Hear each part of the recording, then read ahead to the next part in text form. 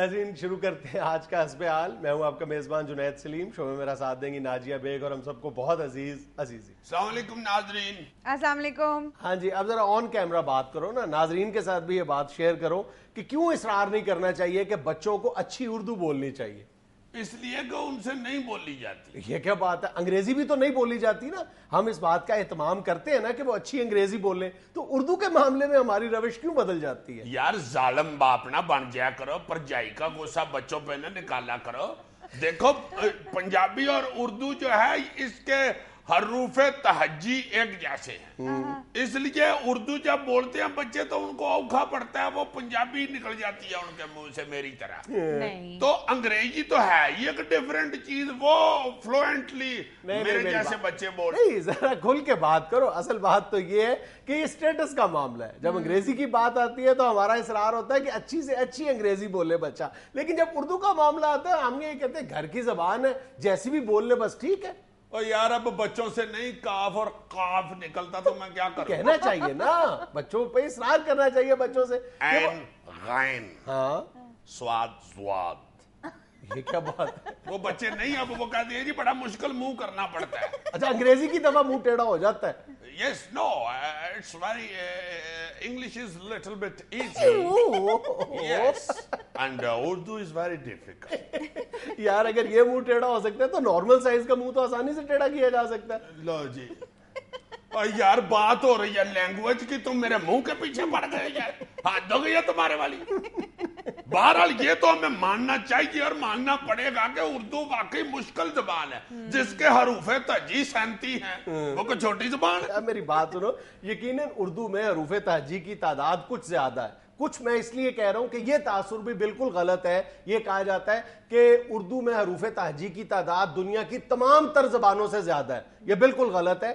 جو دنیا میں سب سے زیادہ جس زبان کے حروف تہجی ہیں وہ کمبوڈیا یا کمپوچیا کی زبان روتوکاس ہے, جس کے حروف تہجی کی تعداد 74 ہے. او روتوکاس, یہ پیکوز ہو ماکا سو پچو کوچو مور کو سو کو. مجھے تو نہیں کچھ کہہ رہے نا. نہیں وہ تو ایک اور بات کی ہے, ترجمہ تمہیں بتا کہ میں نے شتر کھانی ہے.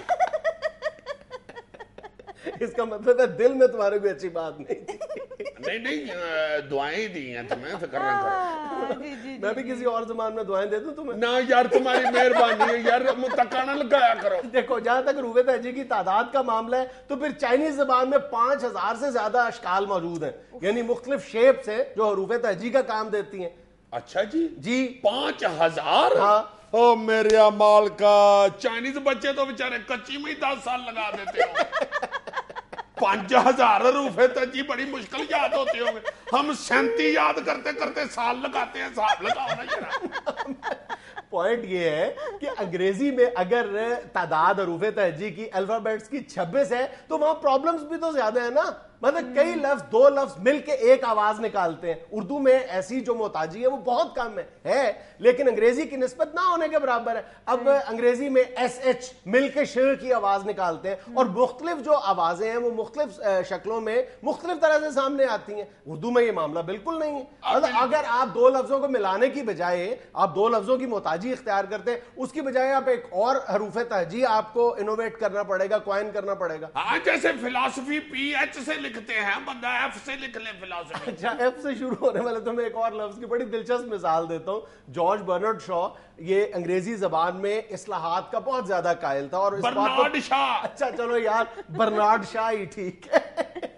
ایک بہت معروف مثال جو ہے وہ برنارڈ شاء سے منسوب کی جاتی ہے کہ اس نے یہ کہا تھا کہ فش کو گھوٹی بھی لکھا جاتا ہے. FISH کی بجائے GHOTI اس نے سپیلنگز لکھ دیے تھے.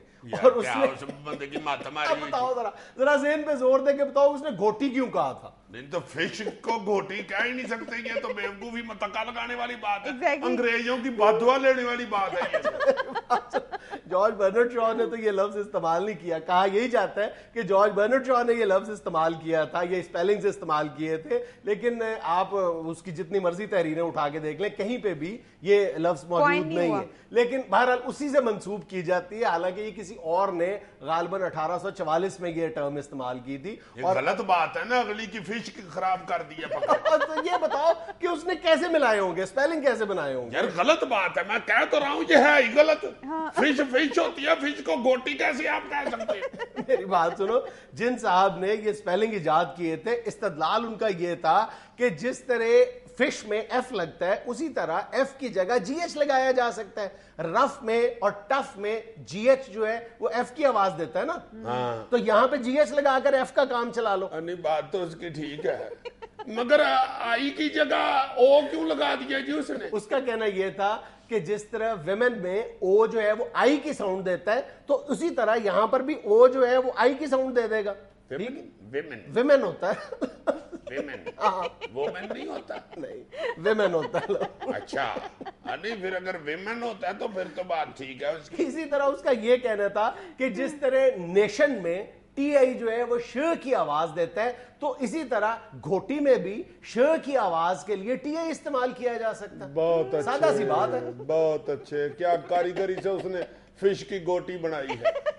اللہ لکڑی کی گوٹی ہوتی ہے یا پلاسٹک کی گوٹی ہوتی ہے جس سے کھیلتے ہیں. اچھا سر, حروف تہجی کو سمپلیفائی کرنے کے لیے کئی الفابیٹس ہوتے ہیں جو ایک ہی ساؤنڈ دے رہے ہوتے ہیں. مثلا اردو میں لے لیں, زیں, زال, زوئے, زواد, یہ ایک ہی ساؤنڈ کرتے ہیں, تو ہم ان ساروں کو ڈراپ کرتے کسی ایک لفظ کو کیوں نہیں استعمال کرتے؟ آج جہاں پہ ایک سپاہی ڈیوٹی دے سکتا ہے وہاں پہ 4 کھڑے کرنے کی کیا ضرورت ہے؟ جیسے سین, سے, سواد, یہ کوئی ہے یہ بات تو کبھی بھی ختم نہیں ہوگی نا. پھر الف اور عین میں بھی کوئی فرق نہیں ہے, پھر الف کی جگہ عین اور عین کی جگہ الف سے کام چلا لو, یہ ممکن نہیں ہے نا. کچھ عرصہ پہلے جو مقتدرہ قومی زبان ہے اس کو یہ تجاویز دی گئی تھی کہ جی یہ اردو کو سادہ بنانے کے لیے, سمپلیفائی کرنے کے لیے کچھ حروف تہجی کم کر دیے جائیں. لیکن مقتدرہ والوں کا استدلال یہ تھا کہ اگر ہم اس طرح سے حروف تہجی کم کر دیں گے تو اردو زبان بہت سارے جو خوبصورت الفاظ ہیں اس کے ذخیرے سے محروم ہو جائے گا. آپ بالکل ہے, جس طرح نظر اور نظر, دیکھنے والی نظر, یہ جس طرح کہتے ہیں کہ میں یہ شعر آپ کی نظر کرتا ہوں, وہ زال ہے, وہ زال والا ہے. اب یہ والی اگر نظر لکھ دیں گے میں یہ شعر آپ کی نظر کرتا ہوں, بندہ سمجھے پتہ نہیں شعر آنکھ میں کاٹ مارے گا. نہیں, یہ کیسے پتا چلے گا جب آپ بولو گے تو کہ یہ والی نظر ہے یا وہ والی نظر ہے؟ نہیں یار, لکھنے میں تو آتی ہے نا نظر, وہ زال سے ہے نظر اور وہ زوئیں سے ہے. اس کا مطلب ہے پھر ایک لفظ کو تو آپ کو قربان کرنا پڑے گا نا, ایک لفظ جو متروک ہو جائے گا. تو اگے بڑی آنے والی ہے, کر دیا قربان.